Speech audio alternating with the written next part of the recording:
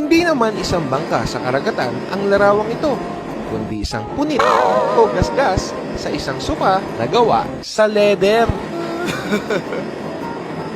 Aakalain mo bang may natutulog na pusa sa larawang ito?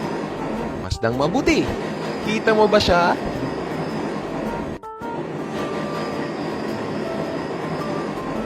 Sa unang tingin, makikita mong pader na gawa sa bato lamang ang nasa larawang ito. Masdang mabuti. Hindi ba't may isang stick ng sigarilyo na nakasiksik sa bato? Nakita ba agad yan ng matalas mong mata? Sumakto naman ang drawing sa pader na nasa labas sa lalaking nakaupo sa loob ng train. Animoy bumubuga ng apoy ang pusang ito dahil sumakto ang kanyang hikam sa liwanag ng kalangitan. Awkward moment naman ang lalaking ito nang mapag-alaman niyang pareho ng design ng upuan ng bus ang kanyang suot na t-shirt.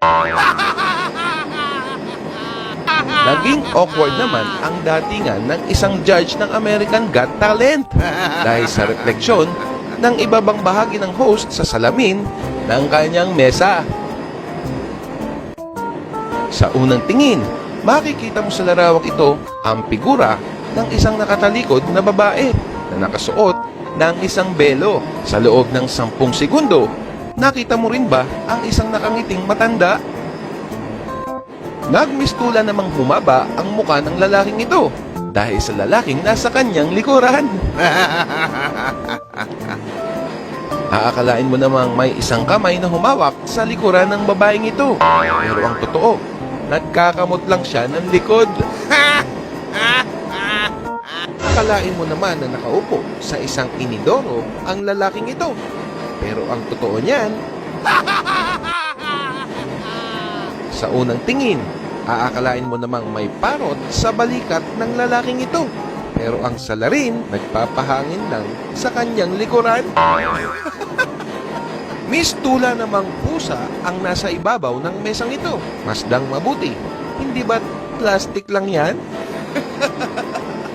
And speaking of pusa, wala siya sa concert kundi isang kamay ng isang lalaking nagsasabing, "Rak-raka na!" Ano ang una mong nakita sa larawang ito? Lalaking naglalakad patungo sa gubat o isang aso mula sa kakahuyan? Aakalain mo namang hinahalikan ng NBA player na ito ang lalaking nasa harapan ng TV. Sumakto naman kasi ang akbay ng kanyang tatay, kaya lalong naging romantiko ang tagpo ng dalawa. Mukha namang pang-horror ang eyeshadow ni ate. Ang tumingin ito sa ibaba at bigyan sila ng portrait shot. Nagmistula namang naglalakad ang kambing na ito. Pero ang totoo, nasa loob siya ng isang sako, samantalang paa ng kabayo ang naging refleksyon ng paa ng naglalakad na kambing. Epic fail naman ang silya ni ate dahil animoy naging bahagi ng katawan niya ito habang siya ay nagpapaganda sa harap ng salamin. Animoy tumatagos ang sexing katawan ni ate sa bakal ng balkonaheng ito. Pero ang totoo, sumakto ang kulay ng damit niya sa itim na bakal. Sumakto rin naman ang katawan ng pusang ito sa kamay na nasa TV. Kaya animoy nagkaroon ng kamay ang pusa. Aakalain mo naman na si Bert ng Sesame Street ang naglalakad sa sidewalk na ito. Hindi ba't isa yang lalaki na may angkas na bata sa kanyang balikat? Sa unang tingin, aakalain mo namang kinakain ng pusang ito ang isang bakal. Masdang mabuti. Hindi ba't nagpapahangin lang naman talaga siya? Mukha namang walang kakaiba sa larawang ito sa unang tingin. Subalit, unti-unti mong makikita na iisa lang ang binti ni ating nakablak dahil sa kanyang kakaibang pagtayo. Nagmistula namang nagsasalita sa malaking mic ang lalaking ito. Pero ang totoo, nakuna ng kamera nang malapitan ang mic, kaya nagmistulang lumaki ang sukat nito. Nag-trending naman noon sa internet ang pagkain ito dahil akalain mong isang kondom daw ang nakalagay sa ibabaw. Pero ang totoo, isa lang yang manipis na slice ng lemon. Sa unang tingin, Epic ang itsura ng driver na ito. Pagmasdang mabuti. Hindi ba't natutulog sa manibela yung driver habang nakasuot ang kanyang salamin sa ulo? Yung magugulat ka na lang bigla dahil akalain mo may nakatingin sa'yo. Masdang mabuti. Hindi ba't natutulog yung nakaupong tao habang may earbuds na nakalagay sa kanyang tenga? Naging babae naman ang datingan ng lalaking ito nang makita ang legs ng katabi niyang babae. Nagmistula namang humaba ang kamay ng babaeng ito dahil humalo ang kulay na itim niyang pangtaas sa kasuotan ng kanyang katabing babae. Nagmukha namang karakter ng Star Wars ang lalaking ito dahil sa kanyang malupit na sombrero.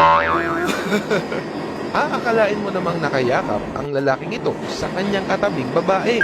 Pero ang totoo, nasa likod ang totoong nakaakbay sa kanya. Okay na sana ang pa-sexy pose ni ate, pero nagmukha siyang photographer sa salamin dahil sa nakadikit na bagay sa pader. Epic fail din naman ang naging paghaba ng braso ng babaeng ito dahil sa kasuotan ng kanyang katabing babae.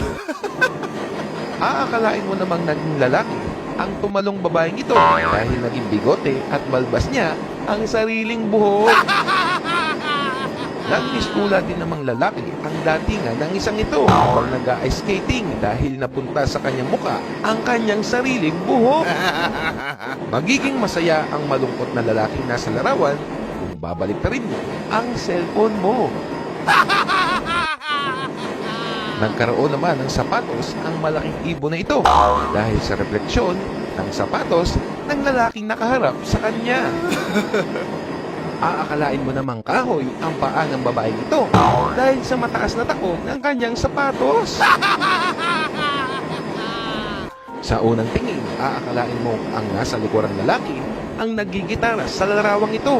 Subalit kung titingnan mo ang lalaking nasa harapan, mababatid mong siya ang tunay na gitarista. Naging epic naman ang pose ng babaeng ito dahil nagmistulang wala siyang binti at paa dahil sa kanyang malaking pangitaas na kasuotan. Ang larawang ito ay map head ng isang basahan.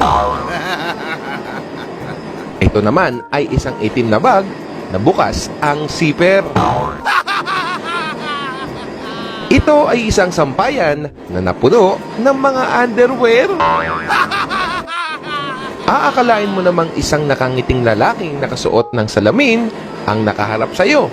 Pero, likod na bahagi pala yan ng ulo ng lalaking ito. Mistula namang namamaalam ang may-ari kuno ng karatulang ito. No parking, by owner. Pamilyar ba sa'yo ang lalaking ito? Siya lang naman ang hari ng iconic memes ng mga Pinoy pagdating sa comedy. Kilala mo na ba siya? Aakalain mo namang nag-iba ang paa ng nakaupong lalaking ito dahil sa refleksyon ng salamin na nakaharap sa kanya. Effortless naman ang pagkapit ni Kuya habang standing sa isang bus. May tindahan ka ba? Effective ito para sa mga mangungutang sa iyo. Requirements para makautang: 1x1 picture, isang hibla ng buhok. PS, madali naman kami kausap pag di kayo nakabayad. Di umano, ito ang Egg's Nest hairstyle, chicken version. At ito naman ang Egg's Nest hairstyle, itlog pugo version. Sabi nila, masarap daw ang luto dito sa Food Eye ni Inday, lutong bahay. Mala dinosaur sa laking ulam baka mo ang hanap mo. Punta na dito sa Jurassic Park. Aakalain mo namang tindahan ito ng pato. Coffee shop pala ito, Starbucks. Twinkle, twinkle, little star,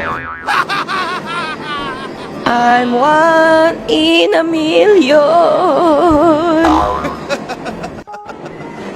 singing my life with his song, grilling me softly with his tongues, grilling me softly with his tongues. with his tongues. Social na dessert ba ang hanap mo? Try mo mag-Star Buko Ice Drop. Hair ribbon? No problem. Magagandahin ka dito sa Starbucks Salon and Spa. Sosyal na yosi at candy. Dito mo lang yan matatagpuan sa Starbucks ni Steven Seagal. Pero tandaan mo lang na ang yosi, bad for you, good for me. Business is business. Steven Seagal. Sosyal na sari-sari store. Dito lang yan sa Starbucks, Pop's Place. And speaking of sosyal na sari-sari store, hindi magpapatalo ang 7-Eleven Store. At syempre, ang sister company niyang 7-Eleven Sari-Sari Store. Yayamaning pizza. Eto, yellow pedicab. Teka. May umeentra. Ayan o, Shakey's. Gusto mo ba ng fried chicken na kapag kinain mo, aba, ay makakatulog ka sa sarap? Yun na dito, sa Antox. And speaking of fried chicken, wala kayong panama dito kay Jolubot. Pangalan ko lang. Aba, bidang-bida na ang saya. Jolubot. Mahilig ka ba sa dinakdakan? Tara dito, sa Jollicod. Barbecue at inihaw. Mag-McDolibee ka na. Oops! Umahabol sa entablado ang chicken ni KFC. Kanto fried chicken. May free gravy pa yan, ha? At kung gusto mo namang maasar habang kumakain, aba, punta ka na dito sa Mang Inasar. Maasar ka sa sarap. Meron din namang kainan na talagang mapapamura ka sa sarap. Dito lang yan, sa Tang Inasal. At kung medyo sosyal ka naman, ay bagay na bagay ka dito sa Kenny Rogers. video. Please subscribe. Okay?